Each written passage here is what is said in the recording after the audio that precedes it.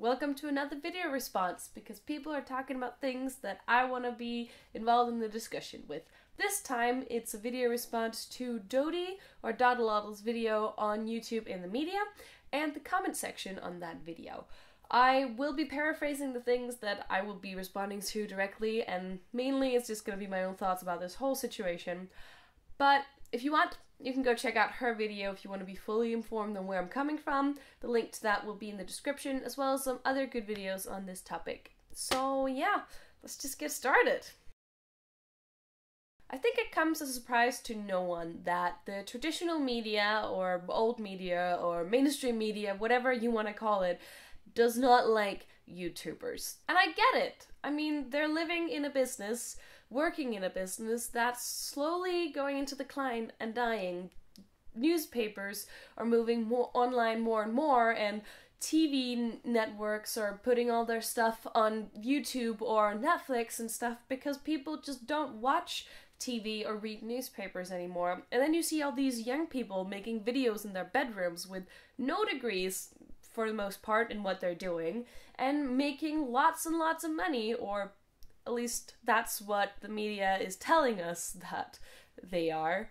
And they feel threatened, and they feel kind of like hurt, like you're taking my livelihood away, and I understand it. It's fear.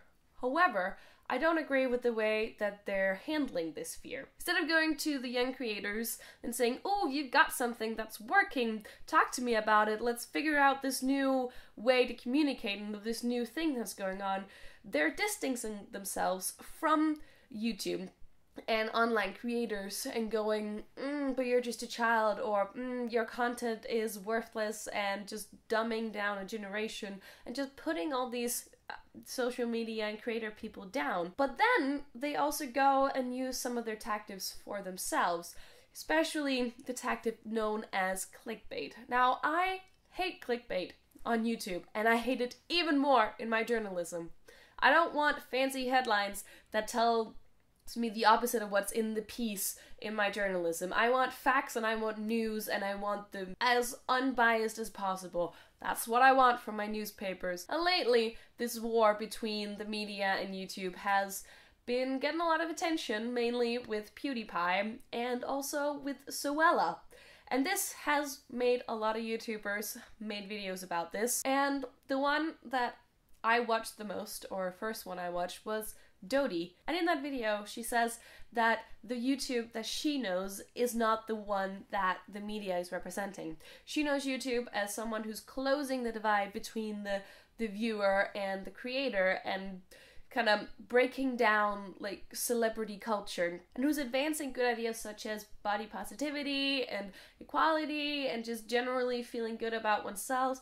And I do agree with that.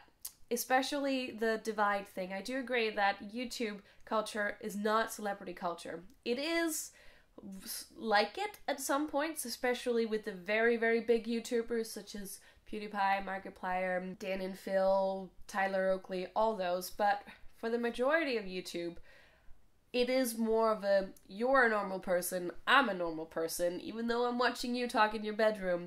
And it's a weird pseudo celebrity thing going on. But I also agree with what was said in the comment section, that the YouTube Dodie is talking about is her YouTube. It's the YouTube that her and her friends create and are a part of. Because that side is definitely breaking down the divides. When I watch Dodie or Sammy or Hazel or Jack and Dean or whatever, I do feel like that they're real people and that they're not better than me or less than me, we're equals. But there's definitely parts of YouTube that don't want their audience to feel that way. And there's definitely parts of YouTube that are cashing in and are making people pay all these large sums of money. And there are parts of YouTube which are really problematic. And in my opinion, it's great that when the media calls out problematic YouTubers, especially with the sexual predator thing that was going on couple years ago. When you do shit like that, you need to be called out about it, and you need to lose your platform and your influence. End of story.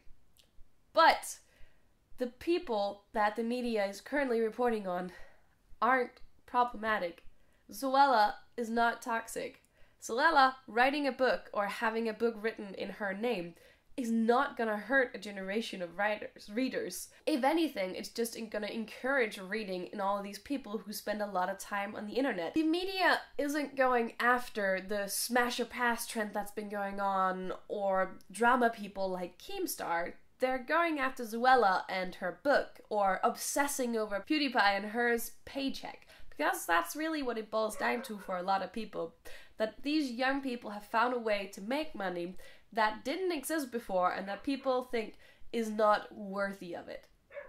Which is a completely different discussion, but let me just say that if you're providing entertainment for some people on a regular basis, sure, you should be paid for it. Entertainment and art has value. Just, please. Back to the point about the media. Not only are they going after these people who haven't really done anything wrong, they also take words and twist them and take things out of context to create these clickbaity headlines so that people will click on it and they'll get AdSense, just like people on YouTube are doing.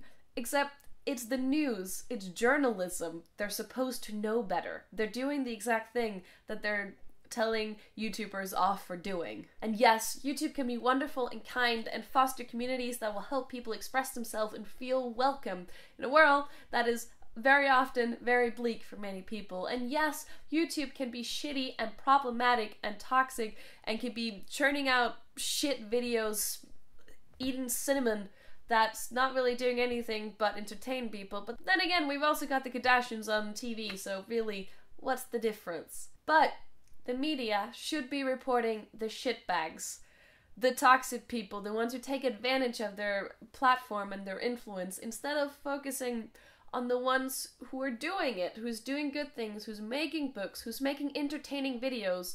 No matter whether or not you think it's interesting to watch someone unbox something or talk over a game, obviously a lot of people enjoy it and they're getting joy from it and entertainment, and in the end, is that not the thing that's most important? And I really wish the media would also report on the other side of the coin. I know that bad news and drama sells, but we really need more positivity in our world. I would like to see headlines like vlogger makes an online generation read again, or YouTube's biggest star raises millions for charity, or the many coming out videos are helping LGBT people accept themselves. Because that's also YouTube, and that's not being reported on. It's paychecks and clickbait that often isn't true, because like I said, the journalists have taken to cropping out things from videos without looking at it as a whole and not understanding what's going on, and then just reporting on it purely because the name PewDiePie or Zoella